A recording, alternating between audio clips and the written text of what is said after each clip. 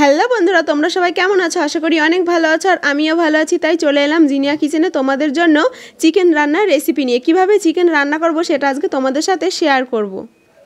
প্রথমে এখানে একটা কড়াই নিয়েছি আর কড়াইতে নিয়েছি 1 থেকে 1.5 কিলো মতো মাংস ভালো করে ধুয়ে নিয়েছি।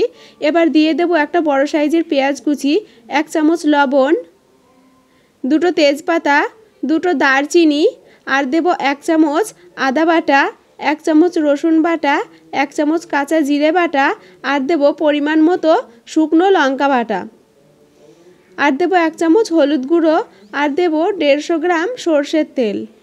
এবার ভালো করে মিশিয়ে নেব।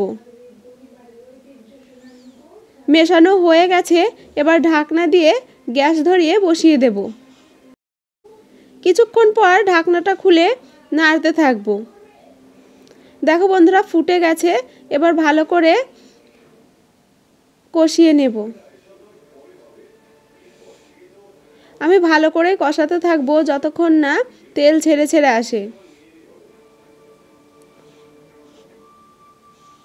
এবার এখানে অ্যাড করব ভেজে রাখা কিছু আলু। আবারও ভালো করে কষিয়ে নেব। অল্প আছে মাংসটা ভালো করে কষিয়ে নেব। দেখো বন্ধুরা, কি সুন্দর তেল ছেড়ে ছেড়ে আসছে। তোমরা আমার মতো বানিয়ে দেখবে বন্ধুরা, খেতে খুব ভালো লাগবে। দেখো বন্ধুরা, কত সুন্দর হয়েছে। এবার দিয়ে দেব গরম জল। তোমরা এখানে ঠান্ডা জলও ব্যবহার করতে পারো, কিন্তু গরম জল দিলে একটু বেশি ভালো হয়। আমি গরম জল কিছুটা দিয়ে নেড়ে চেড়ে আবার ঢাকনা দিয়ে রেখে দেব। ঢাকনা খুলে নেব। দেখো বন্ধুরা, কত সুন্দর হয়েছে, ফুটে গেছে। এবার দিয়ে দেব কিছু এলাচ থেতো করে দিয়ে দেব আর দিয়েছি 1 চামচ জিরে গুঁড়ো। এবার একটু নেড়ে চেড়ে দেব। দেখো বন্ধুরা, মাংসটা প্রায় হয়ে গেছে। এবার নামিয়ে নেব।